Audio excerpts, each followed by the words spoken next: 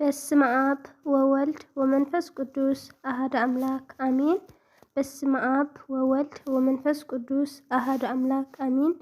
በስመ አብ ወወልድ ወመንፈስ ቅዱስ አሐዱ አምላክ አሜን። ሰላም ሰላም ኩርሰይ ብዝሓልኩም ክብራት ተኸተልቲ ነዛ ቻናለይ ከመይ እኒአኹም? ኣነ ደሕና እየ እግዚአብሔር ኣምላኽ ይመስገን። እምበኣር ብዝሓለፈ መዝሙር ቅዱስ ዳዊት ክሻብ 34 ኣቕሪበዮ ነይረ። ካብ ሕጂ ድማ ካብ 35 ቀፂለ ከንብብ ክመኩር እየ። በስመ ስላሴ በስመ አብ ወወልድ ወመንፈስ ቅዱስ አሐዱ አምላክ አሜን። መዝሙር ቅዱስ ዳዊት 34 ወእግዚአብሔር ነቶም ዝበኣሱኒ ተበኣሶም ነቶም ዘዋግእኒ ውግኣዮም ዋልታን ገልብን ሓዝኡሞ ንመርድአይ ተንስእ ኩናት ኣንበጥቢጡ መንገዲ ሰበክተይ እውን ዕፀ ነፍሰይ መድሕንኪ ኣነ እየ በላ ነፍሰይ ዝደልዋን ይሕፈርን ይነወርን ጥፍኣተይ ዝሓስቡ ንድሕሪት ይመለሱን ይሕፈርን ከምቲ ኣብ ቅድሚ ንፋስ ዘሎ ቦቕቦቕ ይኹኑ መልኣኽ እግዚአብሔር ከዓ የባረሮም ብዘይ ምኽንያት መፈንጠርኦም ብሕቡእ ዘርጊሖምለይ ብዘይ ምኽንያት ነፍሰይ ጉድጓድ ኩዒቶምላ እዮም እሞ መንገዶም ጸልማትን መንደልሃፅን ትኹን መልኣኽ እግዚአብሔር ድማ ይስጎጎም ብድንገት ጥፍኣቶም ይምፅኣዮ እቲ ዝስውራ መፈንጠሪኣ ትሓዞ ንጥፍኣቱ ናብኣ ይውድቆ ነፍሰይ ግን ብእግዚአብሔር ባህ ክብላ መድሓን እውን ክትሕጐስ እያ ኣዕፅምተይ ኩለን ወእግዚአብሔር ንስኻ ንምስኪን ካብቲ ዝሕይሎ ንምስኪን ንድኻን ካብቲ ዝበዝሖ ዘናግፎ ንኣኻ ዝመስል ከመን ኣሎ ክብላ እየን ሓሰውቲ ምስንክር ተንሲኦም ዘይፈልጥዎ ነገር ይሓቱኒ ኣብ ክንዲ ሰናይ እከይ ይፎዲኒ ነፍሰይ ዘኽቲማ ኣላ ኣነሲ ኣንታ ሕሙም ክላ ተኸዲንካ ነፍሰይ ብፆምን ቀጻዕኽዋ ርእሰይ ኣድኒነ ጸለኹ ፈታውየይን ሓወይን ከም ዝነበረ ገይረ ተመላለስኩ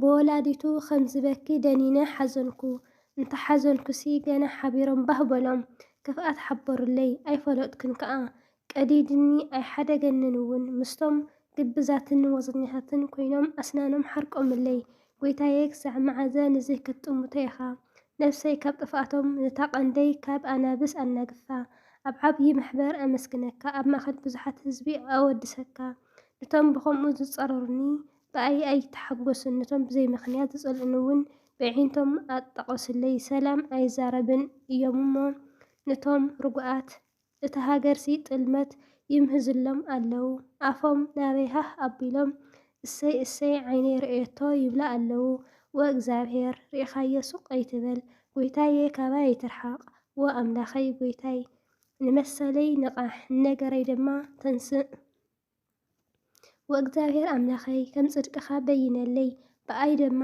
ኣይተሐጕሶም ብልቦም እሰይ እሰይ ድሌትና ኾነ ኣይበሉ ወሓጥናዮ ኣይበሉ ነቶም ብጸገመይ ዝሕጐሱ ኩሎም ኣሕቢርካ ኣሕፍሮም ኣነውሮም እቶም ዝዕበይለይ ውርደትን ነውርን ይልበሱ ነቶም ንጽድቀይ ዝፈቱ እልል ይበሉ ይተሓጐሱ ኩሉ ግዜ እውን ናይ ባሪኦም ሰላም ዝፈቱ ጎይታ ዓብዪ እዩ ይበሉ መልሓሰይ ድማ ጽድቅኻ ምሉእ መዓልቲ እውን ምስጋናኻ ትነግር እያ ኣሜን። ተወሳኺ መዝሙር ቅዱስ ዳዊት ምዕራፍ 36 ራስአን ብውሽጢ ልቡ ክፍኣት ይዛረብ ኣብ ቅድሚ ዒንቱ ፍርሓት እግዚአብሔር የልቡን ሓጢኣት ከም ዘይረክብን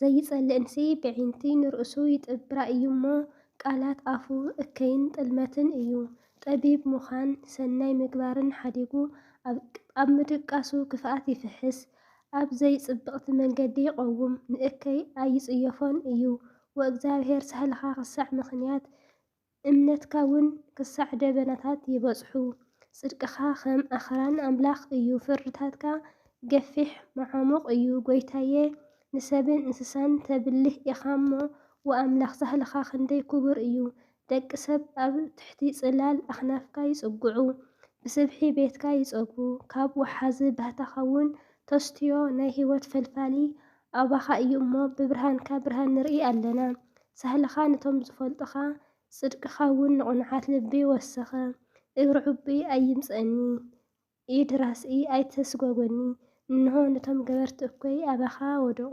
ተፈጎሙ ክትንስኡ ከዓ ኣይኽእልን እዮም ኣሚን። ተወሳኺ መዝሙር ቅዱስ ዳዊት ምዕራፍ 37 ከም ሳዕሪ ቀልጢፎም ክዕጸዱ ከም ልምሉም ቆጽሊ ከዓ ክጽምልዎ እዮም እሞ በቶም ገበርቲ እኩይ ኣይትኽበሪ፣ በቶም ዓመፅቲ እውን ኣይትቕናእ።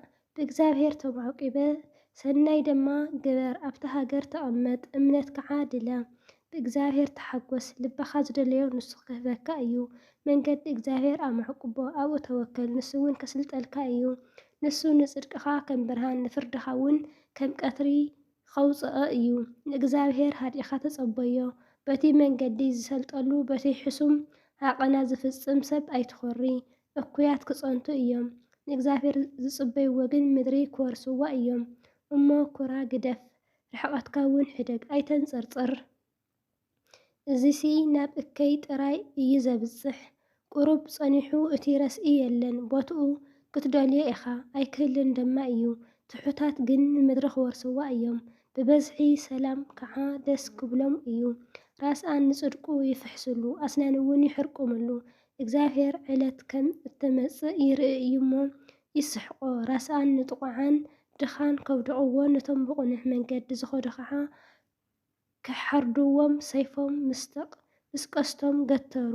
ሰይፎም ናብ ልቦም እዩ ዝኣቱ፣ ቀስቶም እውን ክስበር እዩ። ቅልጽም ራስኣን ክስበር፣ ንጻድቃን ግን እግዚአብሔር ይድግፎም እዩ እሞ ካብ ሃብቲ ብዙሓት ራስኣንሲ ሕደት ናይ ጻድቕ ይበልጽ። እግዚአብሔር ንመዓልታት ንጹሃት ይፈልጠን፣ ርስቶም ከዓ ንዘለኣለም ክነብር እዩ። ብኽፉእ ዘመን ኣይክፈርሕን፣ ብመዓልታት ጥሜት እውን ክጸግቡ እዮም። ራስኣን ግን ክጠፍኡ እዮም። ጸላእቲ እግዚአብሔር ከም ጌጽ ሸክ እዮም ክበኑ፣ እወ ከም ትኪ ክበኑ እዮም። እቶም ብሩኻት ንሃገር ክወርስዋ፣ ነቶም ንሱ ዝረግሞም ከዓ ግን ከጸንቱ እዮም እሞ ራስኢ ይልቃሕ ኣይምልስን እውን። ጻድቕ ግን ርኅሩሕ እዩ እሞ ይህብ። ስጉምቲ ሰብ እግዚአብሔር ይጽንሖ፣ መንገዱ ከዓ ባህ ይብሎ። እግዚአብሔር ብኢዱ ይድግፎ እዩ እሞ እንተተዓንቀፈ ከዓ ፍጹም ኣይክወድቕን እዩ። ንእሽቶ ነበርኩ ኣሪገ ከዓ ኣለኹ፣ ግን ጻድቕ ተሓዲጉኒ ዘርኡ እንጌራ ክልምንን ከቶ ኣይረአኹን። ኩሉ መዓልቲ ርህሩህ እዩ እሞ የለቅሕ፣ ዘርኡ እውን ብሩኽ እዩ። እግዚአብሔር ፍርዲ ይፈቱ፣ ንቅዱሳን ከዓ ኣይሓድጎምን። ንዘለኣለም ይሕሉ፣ ዘርኢ ራስኣን ግን ይጸንት እዩ እሞ ካብ እከይ ረሓቕ፣ ሰናይ ከዓ ግበር፣ ንዘለኣለም ክትነብር ኢኻ። ጻድቃን ንሃገር ክወርስዋ፣ ኣብኣ እውን ንዘለኣለም ክነብሩ እዮም። ኣፍ ጻድቕ ጥበብ ይዛረብ፣ ልሳኑ ከዓ ፍርዲ ይነግር። ሕጊ ኣምላኽ ኣብ ልቡ እዩ፣ ስግምቱ ሰንከልከል ኣይክብልን እዩ። ራስኢ ንጽድቕ የጸንትዋ፣ ክቐትሎም እውን ይደሊ። እግዚአብሔር ኣብ ኢዱ ኣይክሓድጎን እዩ፣ ፍርዱ እውን ከለላውን ኣይክኾነን እዩ። ንእግዚአብሔር ተጸበዮ፣ መንገዲ እውን ሓሉ። ንሃገር ምእንቲ ክትወርሳ ልዕል ከብለካ እዩ። ራስኣን ከጸንቱ ከለዉ ክትርኢ ኢኻ፣ ንራስኢ ከም ቦታኣ ኣስፋሕፊሓ ዘለምለሙ እሞ ብስልጣኑ ረአኽዎ። ምልስ እንተበልኩ ግን ሰኣንክዎ፣ ደለኽዎ እሞ ኣይረኸብክዎን። ንፍጹም ሰብሲ ጠመቶ፣ እዚ ሰብ እዚ ዳሕራይ ሰላም እዩ እሞ ነዚ ቁኑዕ ረአዮ። በደልቲ ግን ኩላቶም ክጠፍኡ እዮም፣ ራስኣን እውን ዳሕራዮም ክቑረጽ እዩ። ምድሓን ጻድቅን ግን ካብ እግዚአብሔር እዩ፣ ንሱ ብዘመኑ ጽጉም መኸወልም እዩ። እግዚአብሔር ይረድኦምን የናግፎምን፣ ናብኡ ተጸጊዖም እዮም እሞ ካብ ራስኣን የናግፎም የድሕኖም እዩ። ኣሜን። ተወሳኺ መዝሙር ቅዱስ ዳዊት 38 እግዚአብሔር ብኹራኻ ኣይትገስጸኒ፣ ብነድርኻ ኣይተቕጽዐኒ። ፈልጸታትካ ወጊእና ንእየር እሞ ኢድካ ከቢዳትና ኣላ። በደለይ ንርእሰይ ተዓዚርዎ ከም ከቢድ ጾር ኣዝዩ ይኸብደና ኣሎ እሞ ብኹራኻ ንስጋይ ጥዒና የብሎን። ብሰራሕ ኃጢአተይ ከዓ ኣዕጽምተይ ድሕንነተን ስኢኑ ኣሎ። ብሰርዕ እሽነተይ ኣቑሳለይ በድበደን ይመግልን ኣሎ። ግን ገበጥኩ እምብዛውን ሓገብኩ፣ ሙሉእ መዓልቲ ብሓዘን እነብር ኣለኹ። ጐነይ ረስኒ መሊኡ እዩ እሞ ስጋይሲ ጥዑይ የብሉን። ኣነ ሰንሰንኩ እምብዛ ተቖጣዕኹ፣ ካብ ሓዘን ልበይ እንተለዓለ ኣጉዒር ኣለኹ። ጐይታየ ኩሉ ሃረርታይ ኣብ ቅድመኻ እዩ፣ ኣህህታይ ኣይትሰወረካን። ልበይ ትርግ ትርግ ይብል፣ ሓይለይ ይጠልመና ኣሎ። ብርሃን ዒንተይ ጠፊኡኒ እዩ፣ ፈተውተይን ኣዕርኽተይን ካብ ስቓየይ ይርሕቑ። ኣዝማደይ ከዓ ካብ ርሑቕ ደው ይብሉ ኣለዉ፣ ነፍሰይ ዝደልይዋ ከዓ መጻወድያ የጻውድለይ ጉድኣተይ ዝደልዩ ድማ ክፉእ ነገር ይዛረቡ ሙሉእ መዓልቲ እውን ጥልመት ይሓስብለይ ኣለዉ። ኣነ ግን ጸማም ኮይነ ኣይሰምዕን ኣፍ ከምዘይ ከፍት ዓባስ ኮንኩ እወ ከምዘይሰምዕ ብኣፉ ምልሻ ዘይብሉ ስብኣይ ኮንኩ። ወእግዚኣብሔር በኣኻ ተስፋ እገብር ኣለኹ እሞ ጐይታየ ኣምላኸየ ንስኻ ክትምልስ ኢኻ። እግረይ እንተ ኣንዳልሃፀ ከይዕቦይለይ እሞ ብኣይ ከይሕጐስስ በልኩ። ኣነ ንምሕንካስ ቀሪበ እየ እሞ ስቓየይ ኩሉ ግዜ ኣብ ቅድመይ እዩ። በደለይ እናዘዝ ኣለኹ እሞ ሓጢኣተይ እጉሂ ኣለኹ። ጸላእተይ ግን ህውያን ሓያላት እዮም። ብዘይ ምኽንያት ዝጸልኡኒ ከዓ ብዙሓት እዮም። ንሰናይ እስዕቦ ስለ ዘለኹ ድማ ኣብ ክንዲ ሰናይ እከይ እናፈደዩ ይቃወሙኒ ኣለዉ። ጐይታየ ኣይትሕደገኒ፣ ኣምላኸይ ካባይ ኣይትርሓቕ። ጐይታየ መድሕነይ ንምርዳእ ይቀልጥፍ። ተወሳኺ መዝሙር ቅዱስ ዳዊት 39 ብመልሓሰይ ከይስሕት መንገድታተይ ክጥንቀቐለን ራስኣን ኣብ ቅድመይ ከሎ ንኣፈይ ብልጓም ክጐትኦ እየ በልኩ። ሱቕ ምባለይ ዓባስ ኮንኩ፣ ካብ ጽቡቕ እኳ ሱቕ በልኩ፣ ቃንዛይ ከዓ ገደደ። ልበይ ኣብ ውሽጠይ ረሰነ፣ ክስተንትን ከለኹ ሓቂ ትቃጸል፣ ብመልሓሰይ ከዓ ተዛረብኩ። ወእግዚኣብሔር ከመይ ዝበልኩ ሓላፊ ምዃነይ ንእንቲ ክፈልጥሲ መወዳእታዊ ልክዕ መዓልታተይ ክንደይ ምዃኑ ኣዘክረኒ። እንሆ መዓልታተይ ከም ምናሕ ስድሪ ገበርካያ፣ ዕድመይ ኣብ ቅድመኻ ከም ምናምን እዩ። ብሓቂ ኩሉ ሰብ ጸኒዑ እንተቖመ እኮ ኾንቱ ጥራይ እዩ። ሴላ ብሓቂ ሰብ ከም ጽላሎት ይመስል፣ እወ ንኾንቱ እዩ ዝህወኽ። ይድልብ ንመን ምዃኑ ኣይፈልጥን። ሕጂኸ እንታይ ይጽብእ ኣለኹ? ጐይታየ ተስፋይ በኣኻ እዩ። ካብ ኩሉ ኣበሳይ ኣናግፈኒ፣ መላገጽ ዓያሹ ኣይትግበረኒ። ንስኻ ኢኻ ነዚ ዝገበርካ እሞ ሱቕ እብል ኣፈይ ኣይከፍትን። ብመውቃዕቲ ኢድካ እጠፍእ ኣለኹ፣ ንመዓትካ ካባይ ኣርሕቆ። ብበደሉ እናገሰጽካ ንሰብ እንተወቃዕኻዮ ንኽብረቱ ከም በላዒ ጌርካ ተጥፍኦ። ብሓቂ ኩሉ ሰብ ኮንቱ እዩ። ሴላ ኣብ ቅድሚ ጋሻ ከም ኩሎም ኣቦታተይ ስደተኛ እዮ እሞ ወጐይታየ ጸለተይ ስማዕ። እዝንኻ ናብ ኣውያተይ ምልስ፣ ብንብዓተይ ስቕ ኣይትበል። ካብዚ ከይኸድኩ ህልውናይ ከይጠፍእ ክቐንሰኒ ሕደገኒ። መዝሙር ቅዱስ ዳዊት ምዕራፍ 40 ንእግዚኣብሔር ተዓጊሰ ተጸበኽዎ፣ ንሱ እውን ናባይ ደኒኑ ኣውያተይ ሰምዐ። ካብ ጕድጓድ ጥፍኣት ከዓ ካብቲ ረግረግ ጸብሪ ኣውፅአኒ። ኣእጋረይ ኣብ ውሕጅ ኣቆሙ፣ ንስጉምተይ ኣጽንሖ። ሓድሽ መዝሙር ምስጋና ንኣምላኽ ኣብ ኣፈይ ኣንበረ። ብዙሓት እዚ ሪኦም ክፈርሑ ናብ እግዚአብሔር ክውከሉ እዮም። እቲ ንእግዚአብሔር እምነቱ ዝገብር ናብቶም ዕቡያትን ናብ ሓሶት ዘግሉሱን ዘይበለ ሰብ ብፁዕ እዩ። ጐይታይ ኣምላኸይ ተኣምራትካ ንኣና ዝሓሰብካዮ ሓሳባትካ ብዙሕ እዩ። ንኣኻ ዝመስል ኮተ የልቦን። ክነግረሉን ክዛረበሉን እንተደለኹ ምቁፃር ዘይክእል ብዙሕ እዩ። ንመስዋዕቲ መባእን በህጊ የብለካ። ኣእዛነይ ከፊትካለይ መስዋዕቲ ምሕረር መውሳእቲ ሓጢኣት ኣይትደልን ኢኻ። እሽዑ እኒአኹ መጻኹ በቲ ጥቕሉል መጽሓፍ ስለይ ተጻሒፉ ኣሎ። ኣምላኸይ ፈቓድካ ንምግባር ባህጊ ኣለኒ። ሕግኻ እውን ኣብ ውሽጢ ልበይ እዩ በልኩ። ጻድቅኻ ኣብታ ዓባይ ማሕበር ኣበሰርኩ። እንሆ ከናፍረይ ኣይዓፀኹን። ጐይታየ ንስኻ ትፈልጦ ኣለኻ። ንጽድቅኻ ኣብ ውሽጢ ልበይ ኣይሓባእኩዎን። እሙን ምዃንካን መድሕንካን ነገርኩ። ሳህልኻን ሓቅኻን ነታ ዓባይ ማሕበር ኣይሓባእኹን። ጐይታየ ንስኻ ምሕረትካ ይትኽልአኒ። ሳህልኻን ሓቅኻን ኣዘውቲሩ ይሓልወኒ። ቁፅሪ ዘይብሉ መንከራ ኸቢብኒ።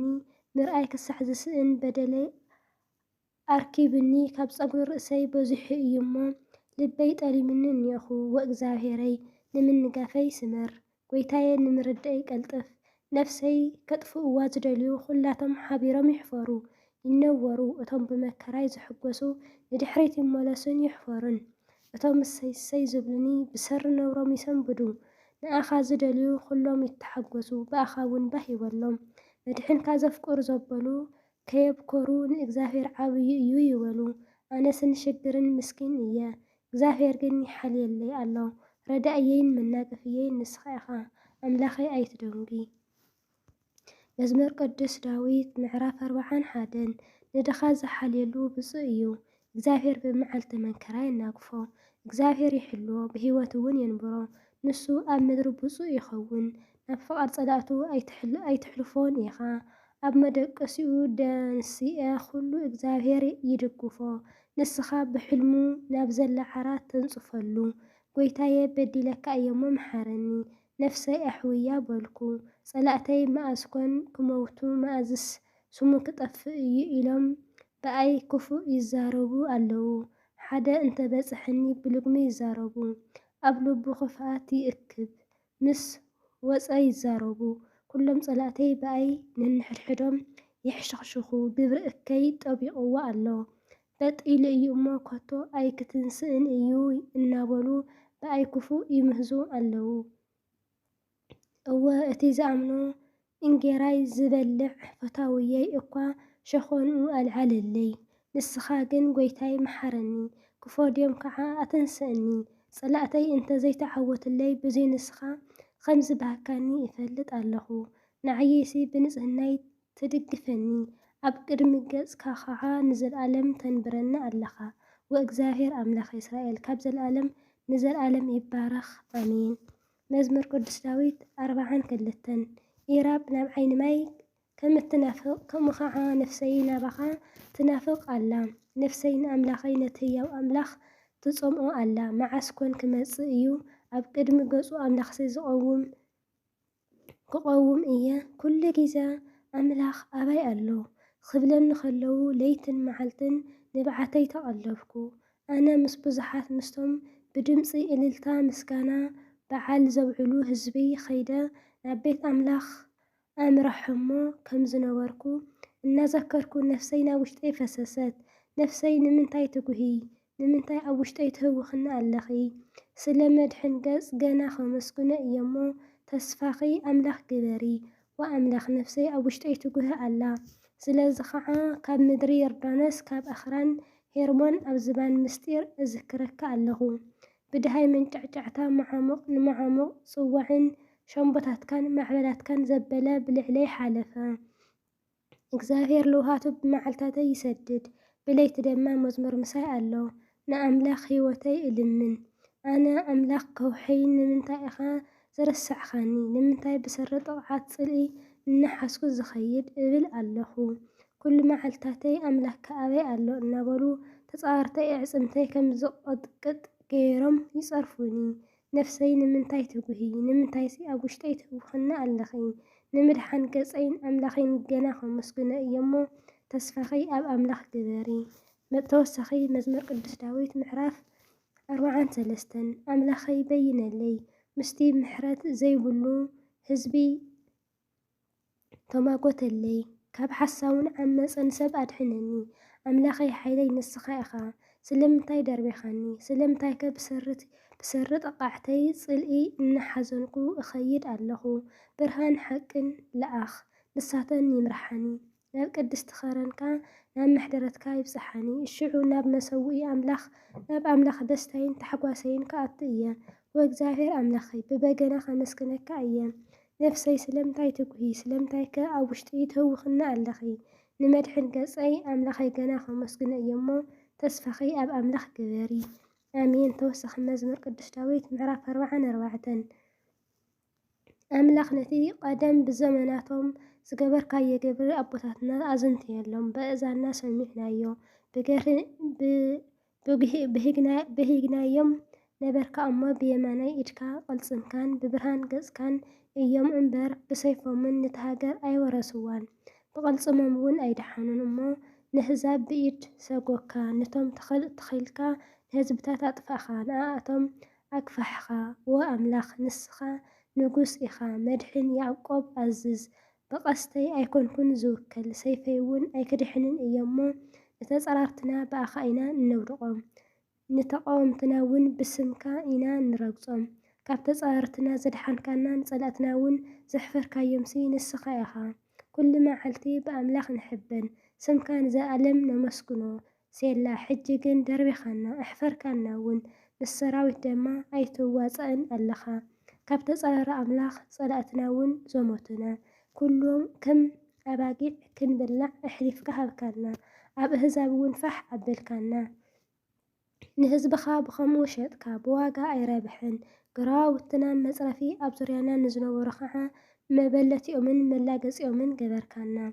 ኣብ ማእኸል ኣህዛብ መመሊሱ ኣብ ማእኸል ህዝብታት ርእሶም መነቕነቒ ገበርካና። ሓሰራይ ሙሉእ መዓልቲ ኣብ ቅድሚ እዩ። ብሰሪ ድምፂ እቲ ጸርፍን ሓማይን ብሰሪ ጽልእን ፈዳይሕነን ሓፈርቲ ገጸይ ሸፊንና ኣሎ። እዚ ኩሉ በጽሕና ግንከ ኣይረሳዕናካን ኪዳንካ እውን ኣይጠለመናን። ኣቦታ ገበላት ቀጥቂጥካና ብጽላሎት ሞት እውን ኣገልቢብካና። ከንስኻ ልብና ንድሕሪት ኣይተመለሰን ስጉምትና እውን ካብ መንገድኻ ኣየግለሰን። ስም ኣምላኽ ረሲዕና ኣእዳውና ናብ ጓና ኣምላኽ ዘርጊሕና እንተንኸውንሲ ኣምላኽ ንምስጢራት ልቢ ይፈልጥ እዩ እሞ ንዚዶ ኣይምርምሮን ነይሩ። ምእንታኻ ሙሉእ መዓልቲ ተቐተልና ኣለና። ከም ኣባጊዕ ምሕረድ እውን ተቖጺርና። ጐይታየ ተበራበር እባ ንምንታይ ትድቅስ? ኣረ ንቓሕ ንሓዋሩ ኣይትደርብየና። ንምንታይ ገጽካ እትኽውል መከራናን ጸባባናን እትርስዕ? ነፍሰይ ናብ ሓመድ ደኒና ስጋና ናብ ምድሪ ጠቢቓ እያ እሞ ረድኤትና ተንስእ ምእንቲ ሳህልኻ እውን ኣድሕነና። ኣሜን። መዝሙር ቅዱስ ዳዊት 45 ካብ ልበይ ጽቡቕ ነገር ይግንፍል ድርሳናተይ ንንጉስ እዩ እብል። ልሳነይ ከም ብርዒ ብቕልጡፍ ጽሓፊ እዩ። ካብ ደቂ ሰብ ንስኻ ትጽብቕ ውቃበ ኣብ ኣኽናፍካ ፈሰሰ። ስለዚ ኣምላኽ ንዘለኣለም ባረኽካ። እታ ጅግና ሰይፍኻ ኣብ ሕቖኻ ዕጥቕ። ክብርኻ ግርማኻ ልበስ። ምእንቲ ሓቅን ገርህነትን ጽድቅን ብግርማኻ ውፃእ። የመነይቲ ኢድካ እውን ዘፍርሕ ነገር ክትምህረካ እያ። ፈልጽታትካ በላሕቲ እየን። ኣብ ልቢ ጸላእቱ ንጉስ ይኣትዋ። ህዝብታት ኣብ ትሕቲኻ ይወድቁ። ወኣምላኽ ዝፋንካ ንዘለኣለም ዓለም እዩ እሞ ዘንጊ መንግሥትኻ እውን ዘንጊ ቕንዕና እዩ። ጽድቂ ትፈቱ ራስኣናት ትጸልእ። ስለዚ እግዚኣብሔር ኣምላኽ ሓለፋ ብጾትካ ብዘይ ሓጐስ ቀባእኻ። ኣልባስካ ኹሉ ክርብን ዕልወን ዘብድን ይጨኑ። ኣብ ኣድራሻ ስነ ሓርማዝ እውን በገናታት ባህ ይብለካ ኣለዉ። ኣዋልድ ነገሥታት ኣብ ማእኸል እተን ክቡራት ኣንስትኻ እየን። እታ ንግሥቲ ብወርቂ ኣፈር ተሰሊማ ኣብ የማንካ ትቖውም ኣላ። ጓለየ ስምዒ ረአይ እዝንኺ ከዓ ኣድንኒ። ህዝብኺ ቤት ኣቦኽን ረስዒ። ንጉስ ንውብነትኪ ይብህጎ ንሱ ጐይታኺ እዩ እሞ ስገድሉ። ጓልጢሮስ ናይ ህዝቢ ሃብታማትን ገጸ በረክትን ሒዞም መጐስኻ ክደልዩ እዮም። ገለ ጓል ንጉስ ኣብ ውሽጢ ኹልንትናኣ ክብርቲ እያ። ክዳውንታ ወርቂ ዘቦ እዩ። ዝንጉርጉር ክዳን ተኸዲና ናብ ንጉስ ከእትውዋ ብድሕሪ እኖታታ ድንግል ናባኻ ክወስድዋ እዮም። ብሓጐስን እልልታን ተዓጅባ እውን ክመጽእ ናብ ኣድራሻ ንጉስ ከእትውኣ እየን። ውልድካ ኣብ ክንዲ ኣቦታትካ ክኾኑ ኣብ ዘላ ምድሪ እውን መሳፍንቲ ክትገብሮም ኢኻ። ካብ ውሉድ ንወለዶ ንስምካ ክዝምር እየ። ስለዚ ህዝብታትካ ንዘኣለም ከመስግኑኻ እዮም። ኣሜን። ስለትቅዱስ ቃሉ በዓል ቃል ቤት እግዚኣብሔር ኣምላክ ዝተኸበረ ዝተመስገነ ይኹን። ክቡራት ቤተሰበይ መዝሙር ቅዱስ ዳዊት ነዚ ይመስል ነይሩ። ዘወደቐ ዝነጠበ ብኣፈ ትጓሃን ምትል ይጣረመለይ። ወስብሐት ለእግዚአብሔር ወለወላዲቱ ድንግል ወለመስቀሉ ክቡር ይኹን። ኣሜን።